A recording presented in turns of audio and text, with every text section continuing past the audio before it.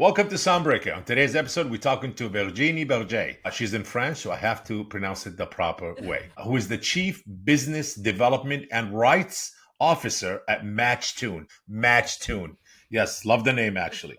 Thank And you. Virginie, thank you for joining us today. And for our listeners who might not be familiar with you, would you please introduce yourself before we dive into it? So yeah, thank you very much. So my name is, like you said, Virginie Berger, and I'm French, based in Los Angeles, actually. So I've been working in the music industry for more than 25 years, always connected to rights, licensing, and music, with the purpose to support creators. So I worked in Europe. I now work in the US, and very happy to be here. Thank you very much. Amazing, amazing. So, Virginie, what really drove you to get into the music business? What was the initiating factor that said, you know what? Oh, your mom, your dad, your grandpa, a relative, a friend, were you part of a band or you went to school for that? So, what really kind of got you excited to say, this is the path I want to take and I want to be in the music business? My dad, actually, because Uh-huh. my dad is crazy about music, and I think that because my dad was very young when he had me, and my dad raised me, so it's really something that he shared with me. I remember, really when I was maybe 1 year or 2 years old, we started to listen to music together, and we keep listening to music together. So he's now 72, and we still share music and going to concert It's together. amazing. So it's really, really my dad. He was really into punk rock, the Clash, MC5, and so I started. I grew up listening to those the Beatles, listening to his music. And so I don't Hmm. know, when I was like 13, 14, I really decided that I wanted to work in music. But even if my dad was crazy about music, he was also crazy about, study and studying. So it was not something that he wanted me to do. He Uh, want you to have a degree. Absolutely, before doing anything, absolutely. But when so I studied law, and also, when I was 18, 20, I started, because I'm quite old actually. So I started, like what we called years ago a fanzine. It was, about, magazine for music with friends. So it was really about, the music that we were listening to, so it was British music most of the time. Hmm. Cocteau Twins, and all the 90s Liverpool, Manchester music. And it worked very well, actually. So really, I decided that I wanted also to write about music. And so I got my degree. I joined Microsoft. Oh, you And did? yeah, absolutely. It was my very, very first job. I joined the team of my CEO, of the CEO of Microsoft in France. And actually, the CEO was crazy also about music. And I remember when he was a bit stressed, he was like just visiting my office and talk about music, because I was, like a junior. So I was not like, for him, it was easy to talk with me. And step by step, I was able to join for the launch of MSN, the website of Microsoft. I was in charge of, dealing music partnerships. So it's really because I was, talking about music all the time, and working around music. So that's how I really started. And from there, I was able to really, be focused on music. But well, I would like to say that I can't say that I have a career path. Sorry, it was more about, doing things that I want to do, and not really about, building a career or climbing the ladder. Like we say, it's really about, a purpose, and doing things that really I'm passionate about. So yeah. Amazing. So your job at Microsoft, was it before you worked for the NRG group Yes. or NRJ group Yeah, before yeah, yeah, that? yeah. Yeah, it's because of Microsoft that I was able to join Energy, actually. It's because Oh. as Microsoft was really about, digital, and, starting to work with record labels and publisher about, it was not about rights, but it was really about getting visibility, and being able to, it was links, it was a while ago, so it's crazy to talk about it, but at that time, just getting a link, it was like, is it, IP or not IP? We don't know. So it was, a lot of discussion. And because of the work I did with Microsoft, Energy was and still is, one of the biggest radio stations in Europe, offered me to join them to be in charge of the music partnerships. So yeah, it was really amazing because it's really like talking. How was the experience there working for Energy? What was the vibe, and what did you really kind of? I loved it. I mean, that was your first job in the music industry. What did you learn from there? Or how did it prepare you to go forward in the music business or in the industry? It was really amazing. I mean, the atmosphere was very positive. Energy was really about music all the time. So, because Energy, the baseline of Energy, it's hit music only, because it's really the biggest radio station in Europe. I'm not always about hit. I can't say that, it's a type of music that I will listen to all the time. But because my job was to build music partnerships, so my job was to talk with everyone in the music industry. For, from very small indie record labels to, majors, and to build relationship with them and to understand what they are doing and to talk with, artists and creators. So it was really super interesting because, I had to understand very, very quickly, the music industry, the majors, to understand, okay, you work with, Robbie Williams. Okay, Robbie Williams, EMI, what type of record labels, what can we do, So it was always like being very, very creative with partnership. But also, because Energy, so it was only about big artists. What can we bring to the audience in terms of, added value? So if we work with Madonna, okay, this is great.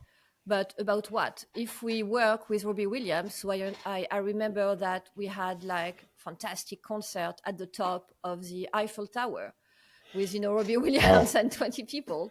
So it's just like, thinking about creativity, but at the same time, being able to talk with small record labels and to help them maybe to understand the radio station, the audience, and how can they use us to build, visibility for the artists. So I remember, we help with Franz Ferdinand, for instance, we help with very, very indie record label that were not, the type of Energy audience, but, because of relationship and the trust that we built, we were able to work with them. So it really helped me to understand, cooperation and collaboration and being able to talk with everyone in the music industry. And it prepared me to join MySpace and really to develop MySpace in Europe. Got it. And from there, you also worked in MySpace. Yes, Yeah. you just mentioned that. Yeah. And, founding Depth. So how was it working with MySpace? That was a while back. How was it working with MySpace in France? And you were contributed to the growth of it.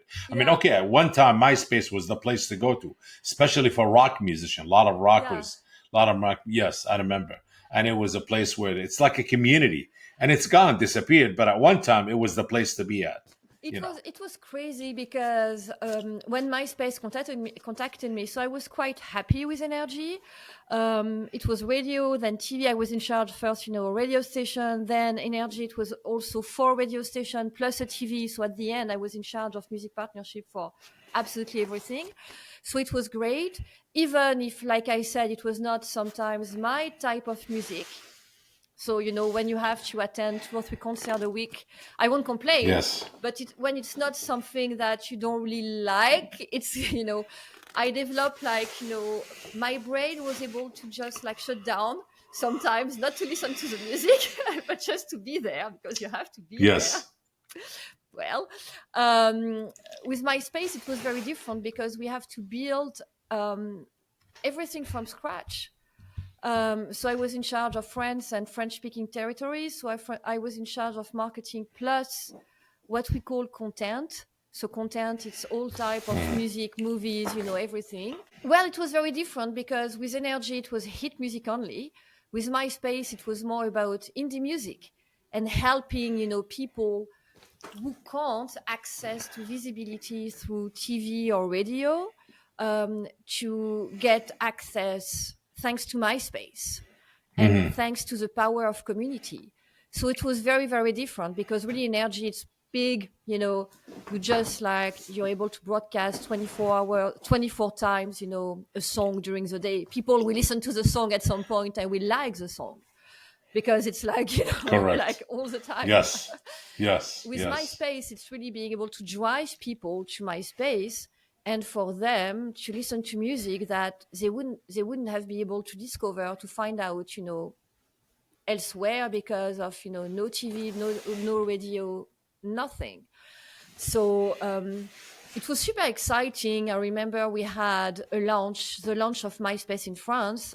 So we did it in a museum with a concert of Archive. I don't know if you know them. It's quite, yeah. So it was very different from Energy Archive. I mean, like a bit different. So really, it was really about, talking to the fan, talking to indie artists, being able to help them to grow, to help them to reach an audience, to get visibility, to build partnerships. So we had like partnership with MTV, for instance, or with indie record label that I was not able to work with them at Energy. I was able to work with them, like Pias of Begars. It's really record labels that I love. Unfortunately, the type of artist was not really good for Energy, but I mean, not good in terms of quality, but more in terms of audience, but absolutely perfect for MySpace. So no, it was super exciting. It was also, when we think about it, but MySpace actually also was, I would say, not creator, but helped a lot of music tech. SoundCloud, for instance. Yes. SoundCloud Yes. was created at the very, very beginning, just because, the, how do you say, sound, the, where you can listen to music, sound, I don't remember, the application, the application to listen to music on MySpace. I don't remember how you say in English, but just the app that they use on MySpace to just to broadcast music was so bad.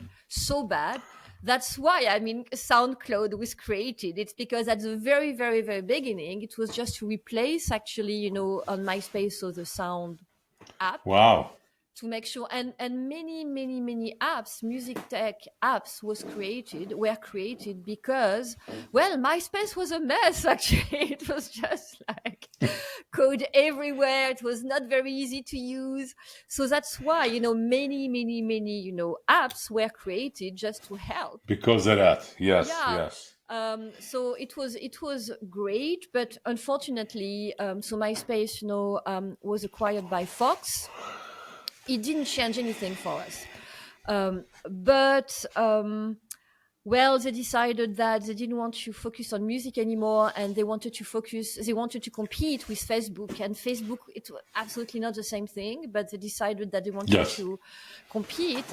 And even if Facebook was very bad with music, when MySpace was community, Facebook was social network, but they decided that they wanted to compete, and they lost at the end. So you're saying the failure of MySpace was really they took their focus away from what they were all about, what the foundation was built about for music, for independent artists, and they took that and they try to make it more of a social media platform. Absolutely. Yeah, maybe if they stayed as focused to the music and what their core, I should say, passion and the whole core of the idea was music business and the independent artists, maybe they would advance they would become probably a platform later on, like a streaming platform, one of the leading ones, probably. Oh, we tried, actually. We tried. It's because they were so focused on competing with Facebook instead of, like you said, MySpace. Yeah. I mean, we could study MySpace like a big management failure, in business school, it's really something we could do,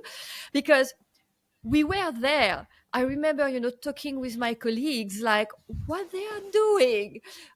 We were all like, no, you can't do that, because one day we just received an email like, okay, now stop all partnerships with music. So we had at the very last minute to stop all the partnerships that we had with festivals. We had like stage actually with festivals, like for indie artists. We had many, many things. And one day they decided, okay, we stop with music. Okay.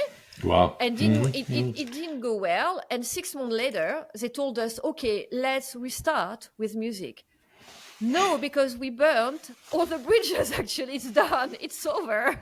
We can't. They also tried to be a streaming platform. I mean, you probably don't remember because it lasted like maybe 6 months. So they tried to launch MySpace Music. And they tried to negotiate with rights organization, but it was quite, not so easy. But it didn't work because, like you said, it's like they shift, the focus, and they shift, Yeah. and Yeah. So Yeah, it MySpace. happened in a lot of businesses. If you take your focus on what are your core, what is your core, what is your passion, what is your main foundation, what was the purpose of your mission? Okay, then stay to it. Adapt to, innovate, become more innovative in what do you do, advance it. But don't change the shift totally 360 degrees from one thing to social media and competing with No, Facebook. no, I agree. Yeah. Yeah, and so they decided to one day, they decided to close, shut down actually the activities in Europe. So we called Wow. it the HR tour because every day it was a new a new country. So it started with Sweden, and then Netherlands, and then it was in France. So suddenly they decided to shut down the Amazing. country. Yeah. You started your own platform, Depth, DBTH, Don't Depth. believe the hype, it means. Don't believe the hype. Yeah. I like it. Don't believe Yeah, the but hype. it's thanks to MySpace. It's because, as I said, Again. yeah, So MySpace contributed to SoundCloud starting, to yeah. Depth starting, and many other platforms, And you to said, me, right? no, it's really because because of MySpace, we worked so much on digital and how to Wait a help. sec. Not to interrupt you. The player, I think, was a quick player. Quick play, yeah, quick play, Yes, that's the one. It absolutely. just because you said it, you don't remember, and now it stuck with me while we're talking, and part of my mind going back, like, what was the player? And quick player. Quick play, Yes, yes, very bad yeah, actually. yes. And so yeah, it's because when MySpace told us, okay, so you will have to not to leave, but we will have to let you go because they decided to close, all subsidiaries in Europe. I mean, everywhere in the world. So I was wondering, okay, what can I do? And because I started to work on digital and thinking about, okay, how can we help artists? I just thought, okay, why not just writing about it? Because my first idea actually was just to find a job. So maybe I thought it could help me to show what I can do. But no, it worked. I decided to call it "Don't Believe the Hype." Because don't believe the hype, and because just for people just to to think by themselves and to learn by themselves. And I started to write about, okay, how you can use MySpace, how you can use YouTube, how you can use what was at that time. So no, maybe Twitter, but Twitter for music was not so good. So I think it was basically SEO, the basics of SEO, SEM, and I really Yeah. started to write about it because there was like almost nothing high bought in the US. I remember, but it was not a lot of media. So that's how I started to write, and gosh, it worked like crazy in 2 or 3 weeks because I think obviously artists and creators, they really wanted to learn and to know more about it. And it was like serendipity. So I started to write about it, and then I had people contacted me to work with me, and then I had a publisher contacting me to write a book about digital and music. And that's how it started. So when I said my career was not like it's always about serendipity. It's like, oh, I like to do it. Okay, I will do it because it's super interesting. And that's really how I started with the blog and writing and then clients and really being involved into innovation and helping and educating creators. But it was not an easy path. Oh, I'm sure. I'm sure. And really from the industry, because, and it's crazy Yes. to now when we think about it, but I can tell you that in 2010, 2012, the industry was not very happy with me and with Why? people, because obviously, because I was writing about, okay, well, first sharing my point of view about what they were doing with, streaming and, deals. Hmm. And Spotify was not happy with me. Major were not happy with me because I was writing about what I was seeing in the industry, about rates, about what Spotify was doing, about what Facebook was doing. Major maybe not like educating properly creators about contract and artist contract, about the industry, because my goal was to educate, not, I don't remind about being part of the industry. Yeah. I mean, what motivated you to create, Refiate La Musique on Radio Neo? Same. It was really because I really love learning about and I had a lot of questions about the music Yeah. industry. And it just, I was talking with a journalist about from Radio Neo. So On refait la musique, it's music reloaded. So each week we had like questions about, it could be from Christmas music, Christmas songs, to I don't know, streaming, to piracy, anonymous. So it was really like having Yeah. question and expert about it, and just like talking Hmm. about it during 1 hour and learning. And same, it's always the goal about educating and informing people. So it Well, was super it's fun, like you actually, amazing. what we are doing. There's an entrepreneurial side to you that we didn't talk about from the beginning. You didn't tell us about it, but you seem very entrepreneurial. Like you always wanted to learn more and more and get involved more and contribute to the music business. But what I like is you kept your vision and path true to its core. Like it's music. I'm not going into fashion. I'm not getting into film. I'm not getting into real estate. No, I'm focusing my drive and my passion into the music business. And you just kept innovating, creating things and writing and getting involved and learning more and more. Obviously, that's what it's all about. It's about, you just keep learning and consuming more knowledge of it No, and no, keep yeah. innovating. No, I agree, but the baseline of don't believe the hype of, so Yes. it's save the music, not the industry. So it's really about yeah, it's really about music, because And it's yes, and really saving the hard. music is empowering the artist and Yeah, saving the artist because yeah. the artists are the music. Without artists, there's no music. There's no industry. So yes, that's what a lot of the people in the music business keep forgetting. The music is created by talented, gifted, passionate, compassionate people who love the music business. And music is about, it's about feelings and it's about compassion and all of that. And without it, without artists, there's nothing there. When you see how difficult is it to be an artist? Yes. I mean, I have Yes. no when I say I have no creativity, I write very easily, but I absolutely can't compare to an artist. Absolutely not. So I have no creativity. I mean, artistic creativity. Like, I'm not a musician. Absolutely not. When you see how hard is it to write music, to write lyrics, to make money, to make a living, and it's really like your soul, and it's very, very, very hard, that Yes. it pisses me sorry, but to see how they are treated in the industry, and by the industry. I mean, look at Spotify and the rates, look at what's happening now with AI, and like people just can steal their works and train on it. It's infuriating, actually. And it's really about, yes, supporting and just helping, Yes. advocating, I would say. Yeah. I'm glad that people finally, some of the companies woke up to it and say, hey, you know what? We need to add a new type of licensing now, licensing your music for ML training, for machine learning, Mm. which is interesting. I'm not against that, obviously. I'm against of creating certain music to be done through AI. It's okay if you use it for, let's say, background music, whether it's for elevators or certain, like more soothing music that could be used in spas and all of that, but not music, I would say, that used in many things, like in commercials, because sometimes you use a certain known tune in a commercial, it drives it faster to the consumer to remember it based on the song. Based on the song. If the song is known and it's famous and you use it for a commercial, obviously drive the consumer to remember that product because of that familiarity there is in the song and the music.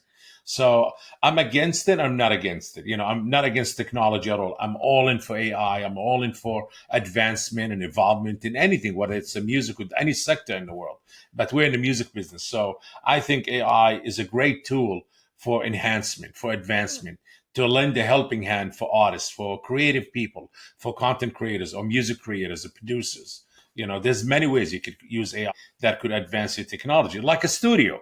Back in the day, it was all live, instruments. Then the drum machines came in, the samplers, and all of these little things. And to me, they are like AI, but AI from the beginning of it. So a lot of music was created in the studio. They say a lot of the EDM or dance music is used from chords and sounds that have been sampled. Yes, it's okay. So what it did, it came out with even more beautiful music that people love to and dance to, and more even festivals created because of that.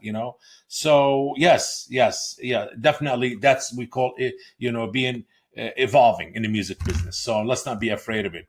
But sure, sometimes it's being used in the wrong way, like anything else in life. We just have to, I would say, regulate it a little bit better to make the usage more focused and educating. I think educating artists and upcoming artists and new artists and older artists and whoever.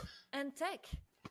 And Yes. tech. No, I agree with you. It's what I say all the time. It's not about innovation, it's about exploitation.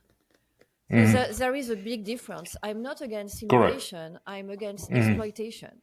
So that's and regarding licensing, I'm moving. I don't know. I don't know. It's really something. I don't really see the point. Well, first, we have to talk about consent. The artists need to say yes or no.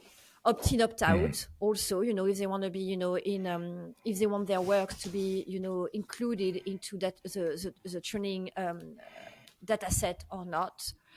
But the big question for me, it's more, what is the point of, licensing your music to a technology that will use it to train, to create a tool that will compete with your own music? So that's the thing, actually, for me.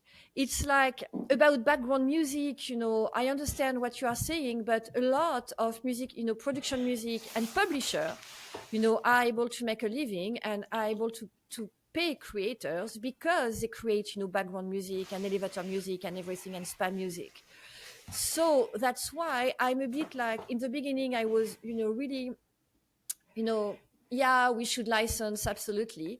But now I'm more like, first, we don't need those technology. I agree with you about, AI tech, AI tools, enhancing voice, like you said, artists, they use Mastering, studio, promotion, absolutely. all of that. Yes. It's absolutely Yeah. not new. Artists have been using technology for years. It's absolutely not.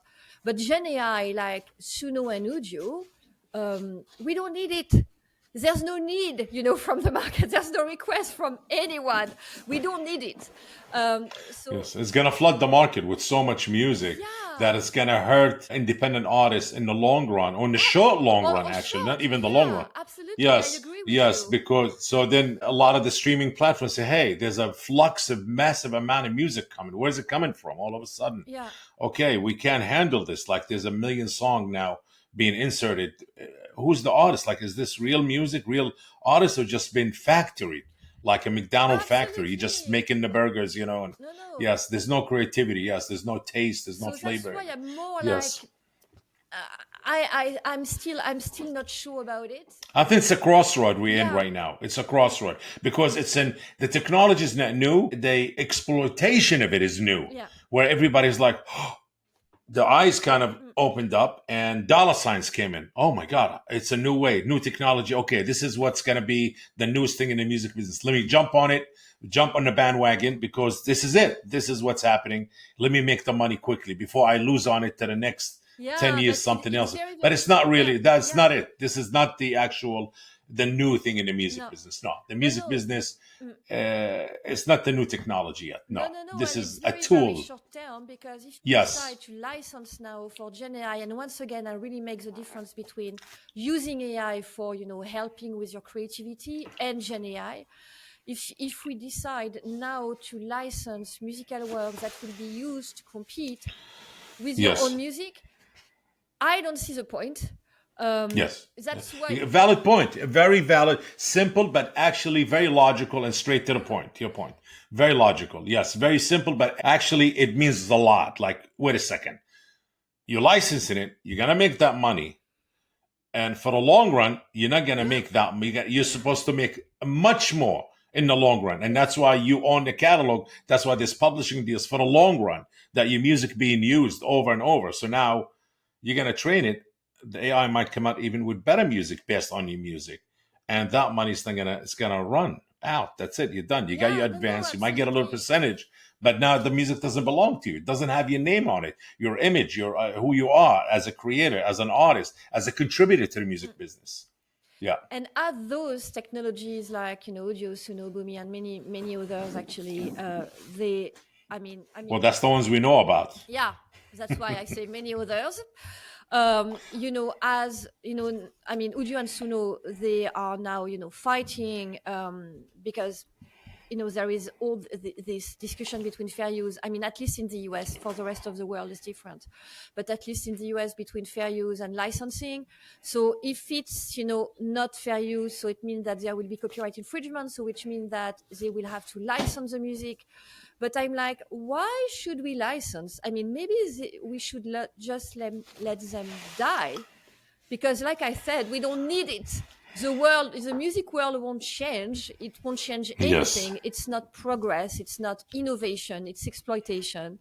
We absolutely don't need it. So why should we license? So it's more like, let Yeah, I them think we're gonna hurt die. the music business. Yes, Yeah, the more we're gonna do this, the more we're gonna hurt the music business because the music business based on talent, as I said earlier, yeah, based on creative people that really come in and it's like saying, "Hey, I'm gonna have a robot start feeding people." No, food is the same thing, based on experiences, on flavors, on cultures, on taste, on certain type of spices. And no, you can't. It has. This is really human touch. Yeah, you can use AI help certain process in the making, but again, the chef or the producer or the creator, the artist, they have to have their 70% input. It cannot be 80% input from technology. No, you can use the tools, like in the ADM era where ADM started to become massive.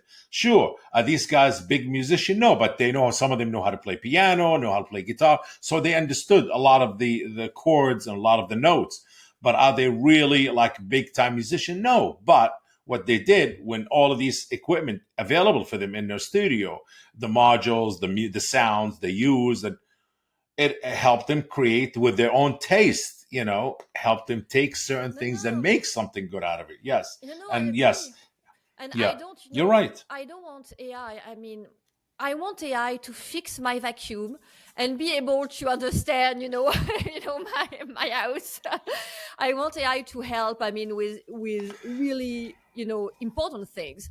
But I don't wait for AI to write books, to take pictures or to create pictures or to create music. It's not what I want. It's I Yes, nobody. I mean, it's not the request from.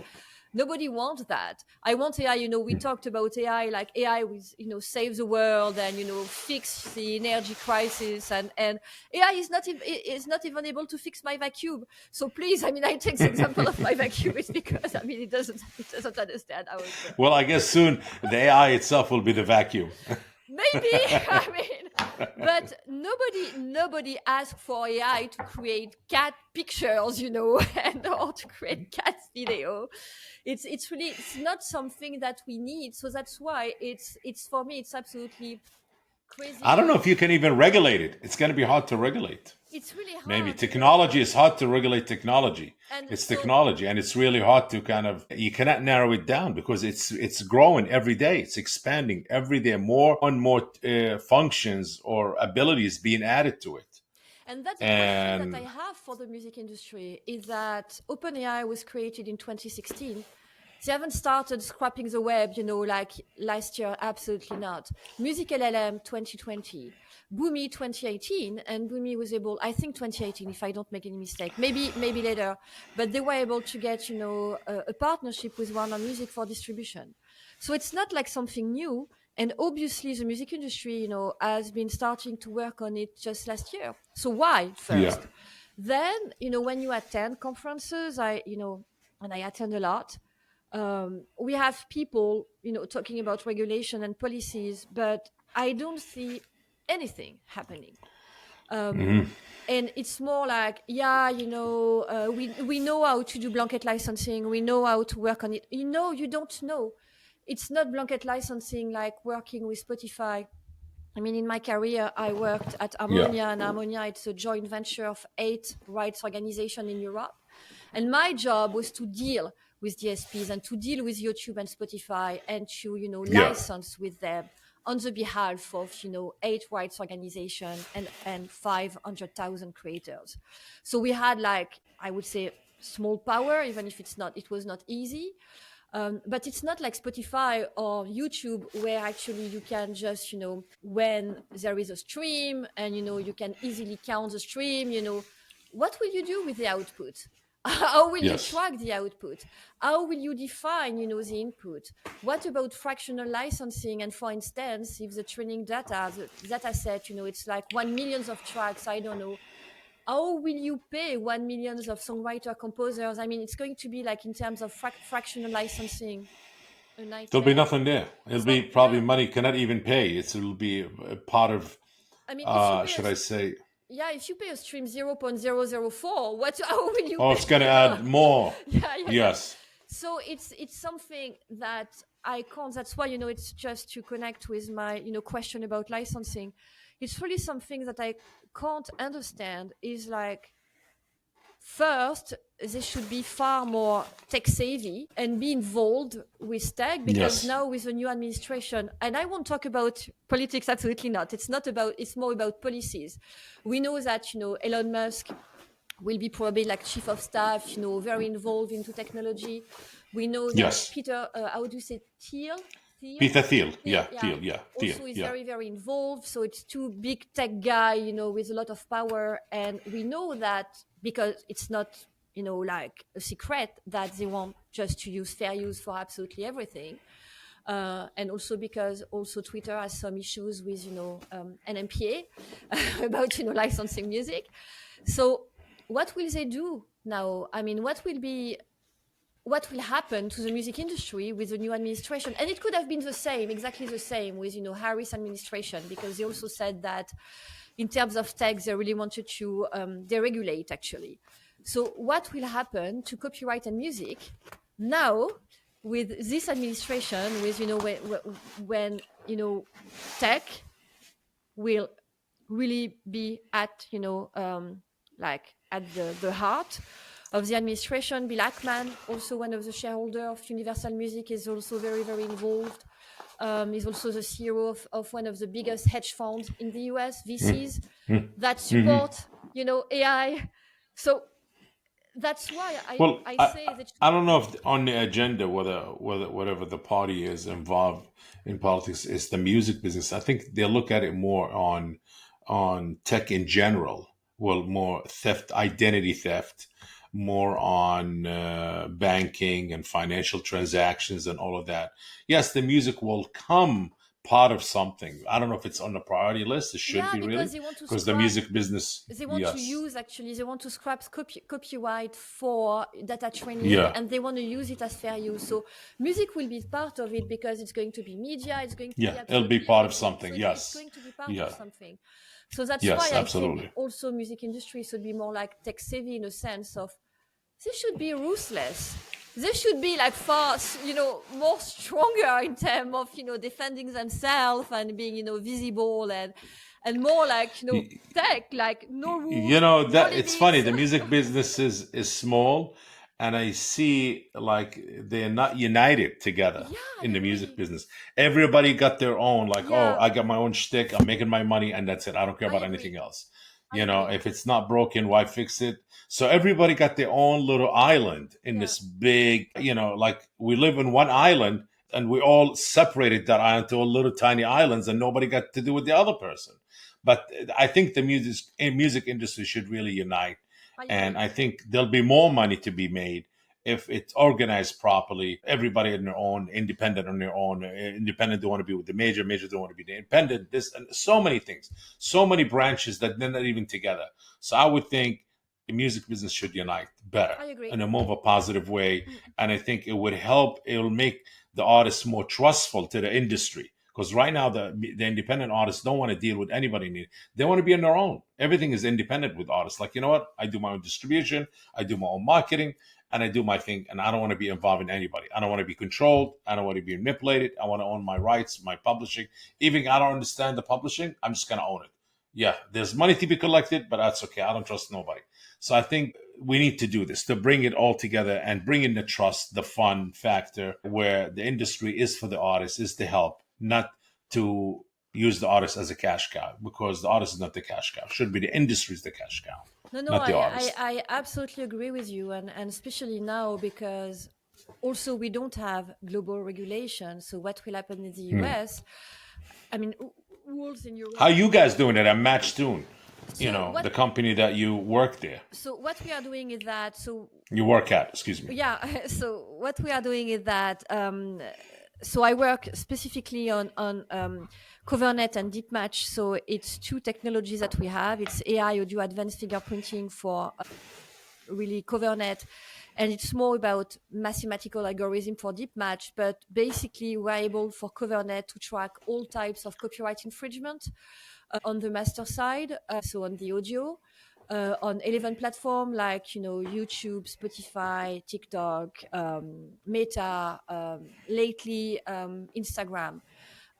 So copyright infringement on the audio side, I mean recording side, covers on the publishing side, all type of covers, and AI modification.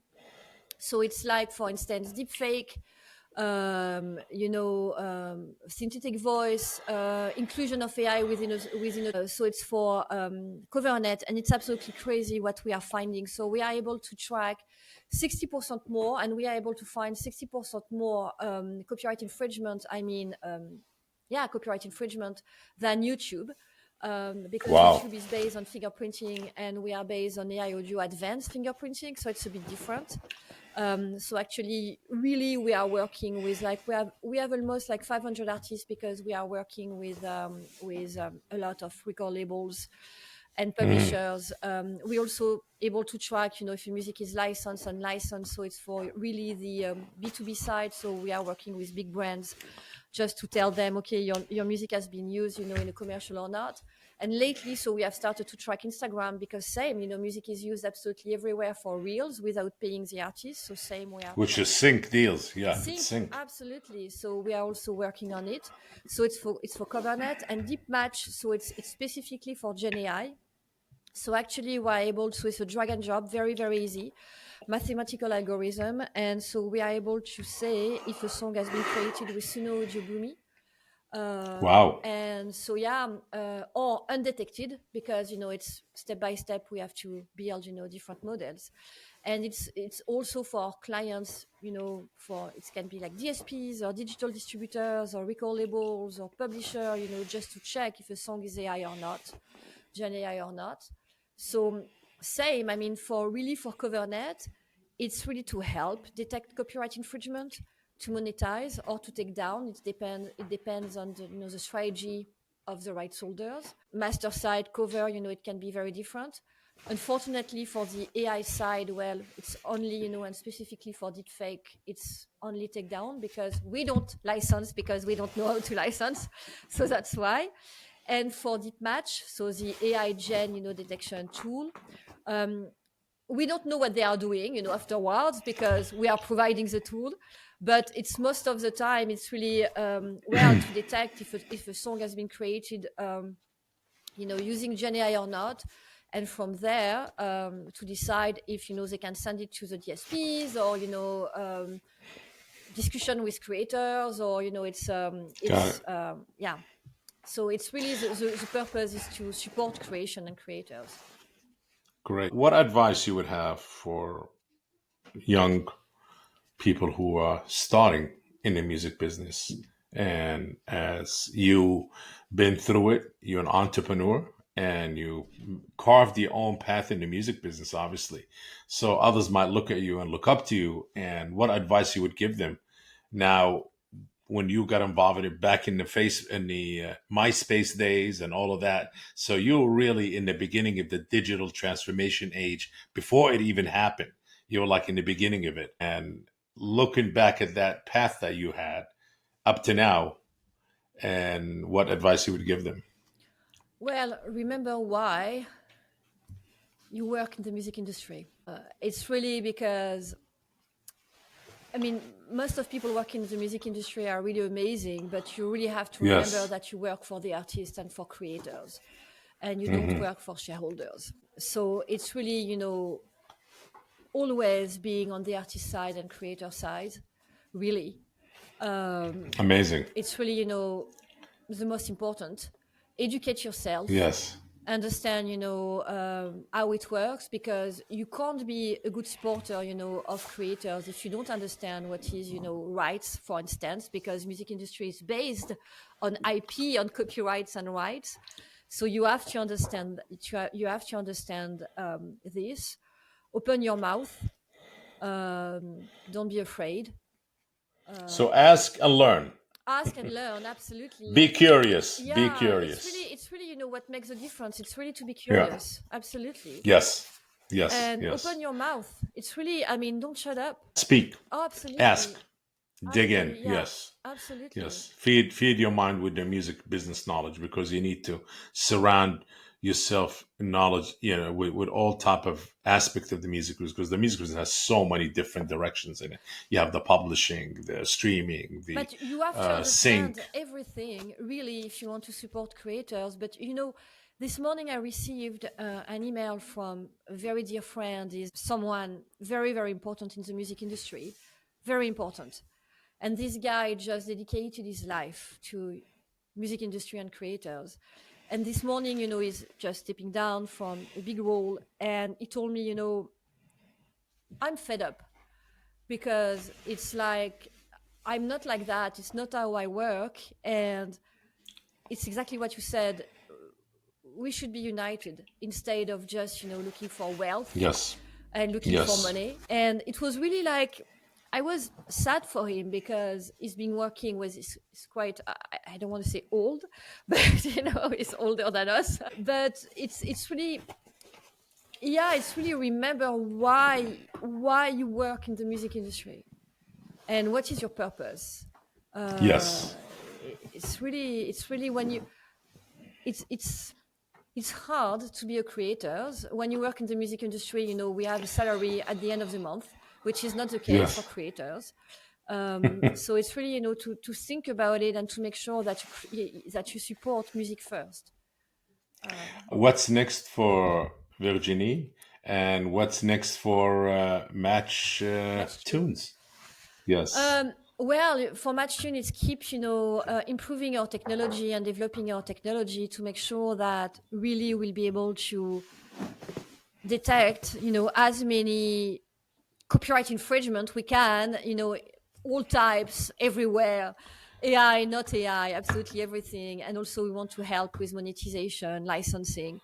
For me, it's really, I'm very happy to work at Matchtune, and my CEO is very, very open with me talking, and and he doesn't really mind. So this is great. For me, it's really keeping, and educating and working on, maybe helping people to understand better what's happening. sharing my thought. We talked about licensing. It's really a question that I have.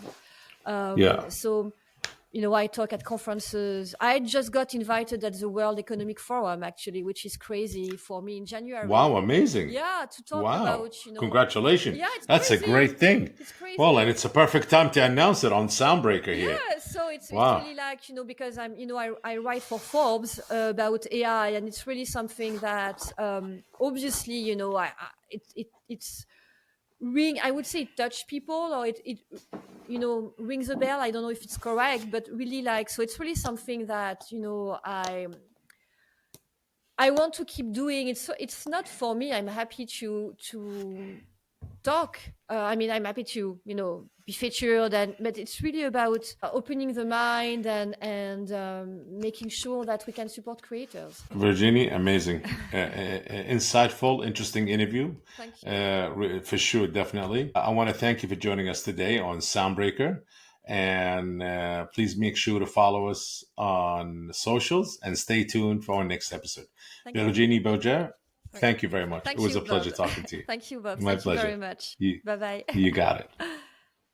If you enjoyed today's episode, make sure to share the Soundbreaker podcast. And if you are joining us on YouTube, please like this video and subscribe to the channel. Until next time.